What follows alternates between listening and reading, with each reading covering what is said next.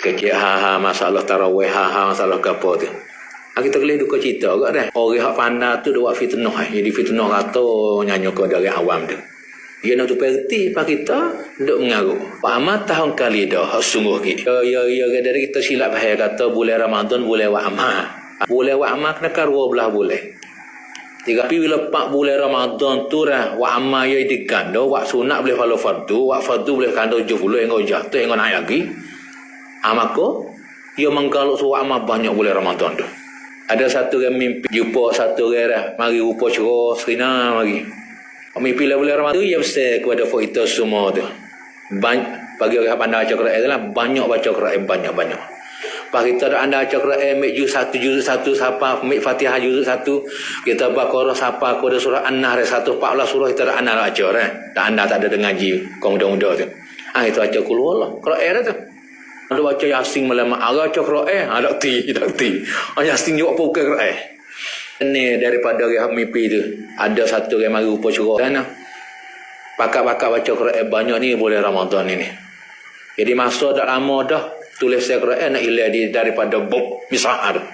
Tak lama akhir zaman ni. Pia-pia wahyu baca Quran maka Quran tolong ya syafaat ya daripada masyarakat lagi. Dalam mimpi ayat gitu. Tu baru kita tengok satu hadis ada hadis. Hadis mana? Nabi kata as-siyamu. Ni satu hadis. Puasa wal Qur'anu dan Quran kita baca tu. Yashfa'ani lil abdi yaumal qiyamah. Syafaat tolong oleh dua ni. Puasa. Ni puasa Ramadan ni kita puasa ni. Puasa sunat apa? Tu hewan upo ke. Lepas tu Quran tu hewan upo ke kita kali tauhid baca Quran. Maka dua ni tolong kita di pada masyarakat. Yashfa'ani lil abdi yaumal qiyamah. Ada satu hadis. Maka baca Quran banyak dah tak boleh baca upa-upa sana baca kulhu. Baca kulhu tak parah dia sebab. Dia sebab sungguh ke amal bulan Ramadan ni. Mai tarawih yang tinggal 20 kat 23 dengan kita. Yang bangun kau sahur tu dah boleh kat mai tahajud tu. Lele bangun dah sama tak bangun dah. Mai tahajud boleh rakaat. Dah ingat baca surah banyak aja baca kuliah qul Allah. Dah ingat kuliah qul Allah 2. Dah ingat hasa baca surah. Anda dah ingat. We ada maya we ada pahala maya tahajud lagi hari ingat malam akhir zaman. Orang suruh maya kho banyak kho gapo kita menggalak suat lapeh. Yang hidup paling lah duk, yang hidup paling duk di malam. Kita duk kecil kasar-kasar tu. Bukan tujuan nak itu demo gapo dak. Hak terlibat hak juluh jalan ni tu dah tu rojok. Nama dia mati kira rojok. Ayo kata kita jadi hati ya betul. Ingatlah Nabi goreh awak jalan ni yo. Pagi goreh hanya goreh. Ni bukan jalan ni. Jalan ni hak agama juga tapi hak bukan ya. Lepas tu tiap-tiap jalan hak sat tu ada setan duk kontrol kata molek. Tak molek kau anak keradeh. Tu kena nipu tu.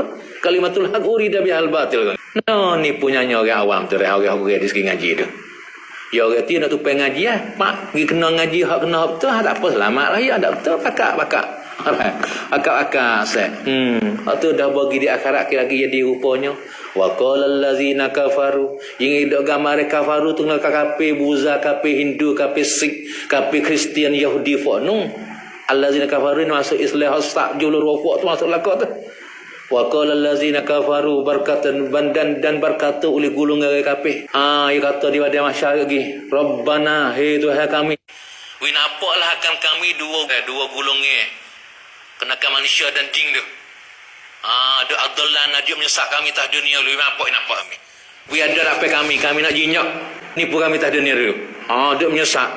Kami dia pakai akidah Asy'ariyah molek-molek dah akidah Ahli Sunnah, akidah Nabi, akidah sahabat, akidah a'immah semua tu. Salafus soleh. Mari cik hidung dia kata hadis nipu akidah tauhid 3 tu. Bagi kata tauhid tarah, tauhid selendik. Kami kok ya. We nampakkan kami. Dia dah misal kami nampak kami ni. Naj'alhu ma tahta aqdamina. Kami nak jinyok tua Wahabiyah, tua Syiah, tua apa tu. Hak sak jual rofak tu. Hak lupi tu.